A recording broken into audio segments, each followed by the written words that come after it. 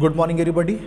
Today I am going to start the topic that is the angle relationships in a triangle. ठीक है, तो ये topic क्या हम लोग देखते हैं. देखो, angle relationship in a triangle. Okay, देखो, तो आपके पास कोई भी आप ट्रायंगल ले लो, उससे मुझे कोई प्रॉब्लम नहीं है. अगर आप एक ट्रायंगल लेते हो, जितने भी डिफरेंट टाइप का ट्रायंगल्स हैं जो कि हमने लास्ट वीडियो में डिस्कस किया था, जो डिफरेंट टाइप ऑफ ट्रायंगल्स हैं, तो आप कोई भी ट्रायंगल लो, acute angle, obtuse angle, right angle triangle, equiangular, equilateral, कोई सा भी ट्रायंगल लो.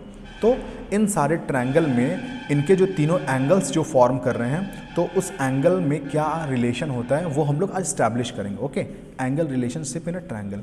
तो अगर यहाँ पे ये एंगल, इसका नाम देते हैं ए बी सी. एक ट्रायंगल है मेरे पास ए बी सी. ठीक है, तो इस ट्रायंगल ए बी सी में ये जो एंगल ए बन रहा है, ये एंगल बी बन रहा है और ये एंगल सी बन रहा है. तीन अलग अलग एंगल देख रहे हो. ये एंगल ए है, ये एंगल बी है, ये एंगल सी है. तो इन तीनों एंगल का जो सम है वो कितना होगा, उसका वैल्यू क्या होगा, वो हम लोग फाइंड करेंगे angle relationship in a triangle. Okay, मतलब मेरे को फाइंड करना है कि एंगल ए, ये जो सिंबल होता है ये एंगल का सिंबल होता है, और ए मतलब ये वाला एंगल के बारे में मैं बात कर रहा हूँ. ठीक है, angle A plus angle B और प्लस एंगल सी, मतलब ये एंगल प्लस ये एंगल प्लस ये एंगल. तो कोई भी एक ट्रायंगल में अगर मैं तीनों एंगल का सम करूँगा तो ये वैल्यू कितना होगा, ये मेरे को फाइंड करना है. ठीक है, तो उसको हम लोग कैसे बनाते हैं. देखो, सबसे पहले क्या करते हैं, एक हम लोग ट्रायंगल ड्रॉ कर लेते हैं. तो हमने सबसे पहले क्या किया कि एक ट्रायंगल ड्रॉ कर लिया. यहाँ पे ए बी सी. ठीक है, और यहाँ पे ये ए प्लस बी प्लस सी, इसको मेरे क्या करना है, टू फाइंड. यहाँ ऊपर में लिख दो टू फाइंड. मेरे को क्या फाइंड करना है कि angle A plus angle B plus C का वैल्यू क्या होगा. ठीक है, इसके लिए क्या करना होगा, एक कंस्ट्रक्शन, एक हम लोग करेंगे कंस्ट्रक्शन. अब कंस्ट्रक्शन क्या होगा वो देखो. हम क्या कर रहे हैं कि पॉइंट जो ए है, यहाँ पे जो ए है, पहले यहाँ पे एंगल भी ड्रॉ कर लेते हैं. तो हमने यहाँ पे एंगल ड्रॉ कर लिया. अब इस पॉइंट ए से हम एक ऐसा लाइन ड्रॉ करने वाले हैं जो कि बी सी के साथ क्या है, पैरेलल. तो आप देखो कि मैं यहाँ पे एक ऐसा लाइन ड्रॉ करने वाला हूँ. सपोज़ करो कि मैंने ड्रॉ किया पी क्यू, और पी क्यू एक ऐसा लाइन ड्रॉ किया है जो कि बी सी के साथ है पैरेलल. ठीक है, तो मैं कंस्ट्रक्शन देखो कैसे लिखता हूँ कि drawn a line P Q such that it passes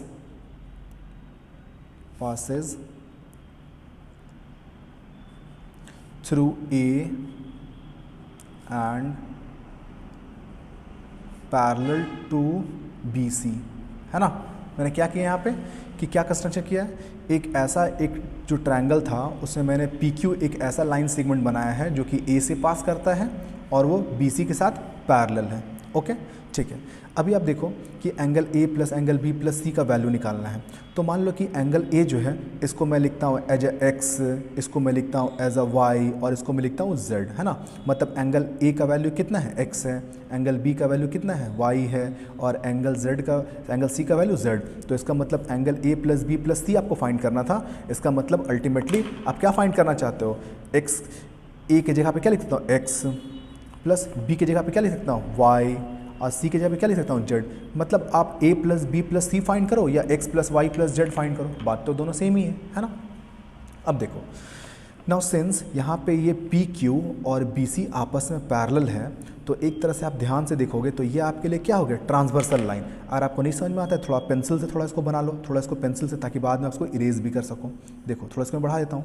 तो जब ये लाइन जो है, ये दो लाइन पैरेलल है, तो ये बिल्कुल ट्रांसवर्स लाइन है ना. तो इसका मतलब ये ट्रांसवर्स लाइन है, तो यहाँ पे ये एंगल फॉर्म कर रहा है, तो ये एंगल और ये एंगल तो इक्वल होंगे. ठीक है, अभी मैं इस एंगल का वैल्यू नहीं पता है, इसको मैं देता हूँ एज अ ए, और इधर का एंगल का वैल्यू को क्या देता हूँ, बी. ठीक है, तो देखो, अगर यहाँ पे पी क्यू और बी सी पैरेलल है और ये अगर ट्रांसवर्स लाइन है, तो ए और वाई का वैल्यू क्या होगा, इक्वल. वैसे अभी ये लाइन और ये लाइन पैरेलल है, तो ये भी ट्रांसवर्स लाइन है, तो बी और जेड आपस में इक्वल होंगे, ऑल्टरनेट इंटीरियर प्रॉपर्टी. है ना, तो लिखो, now since P Q is parallel to B C, ये पैरेलल का सिंबल होता है, तो P Q is parallel to B C, therefore मैं बोल सकता हूँ कि y is equals to angle A, जो एंगल y है और a क्या है आपस में इक्वल हो जाएगा।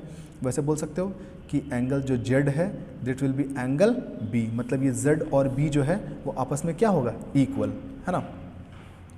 ऑल्सो अब देखो कोई भी एक स्ट्रेट लाइन है, तो कोई भी जो एक स्ट्रेट लाइन होता है ये पूरा एंगल कितना फॉर्म करता है 180 डिग्री, 180 डिग्री। तो इसका मतलब पी क्यू तो हमने क्या किया था, स्ट्रेट लाइन ड्रॉ किया था।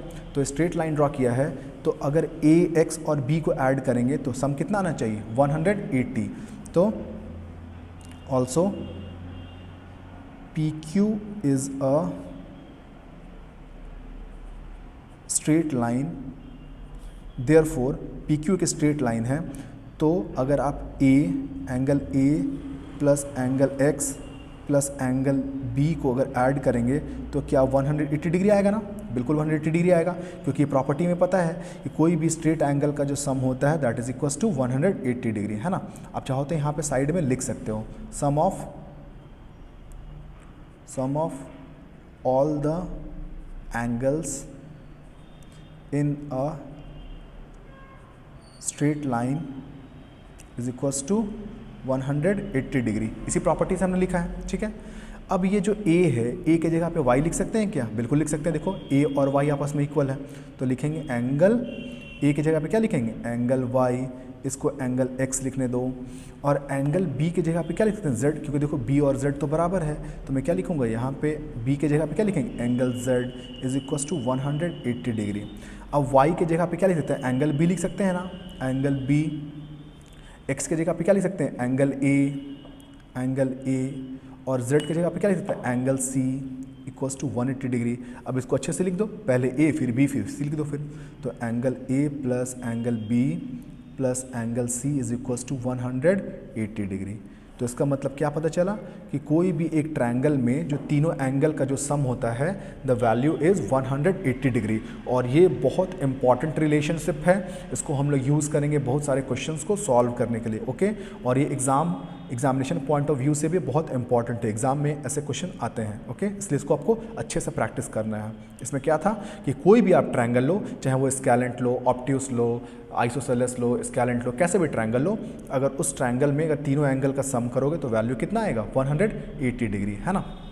तो कुछ हम लोग एक एग्जांपल देखते हैं पहले, तो ये चीज़ ज़्यादा अच्छे से समझ में आएगा, ठीक है। देखो जैसे एग्जांपल में देखो ये 50 डिग्री है, ये 70 डिग्री और x है, तो मुझे x का वैल्यू निकालना है। तो अगर इन तीनों को अगर हम ऐड करेंगे तो इन तीनों का जो सम होगा कितना होगा 180 डिग्री। तो देखो 50 degree plus 70 degree plus x, इसको इक्वेट किया गया 180 डिग्री से, तो x इसका वैल्यू निकालना है। तो ये चीज़ मैंने आपको पहले बताया है, किसी भी अननोन का अगर आप वैल्यू निकालना चाहते हो तो उसको इक्वल टू के एक तरफ, बाकी सबको उठा के दूसरे तरफ। तो 50 और 70 को ऐड करेंगे 120 आया, और प्लस x और यहाँ पे 180, और 120 को आप उधर लेके जाओगे तो 180 minus 120 that is equal to 60 degree. तो इसका वैल्यू कितना है अननोन का 60 डिग्री।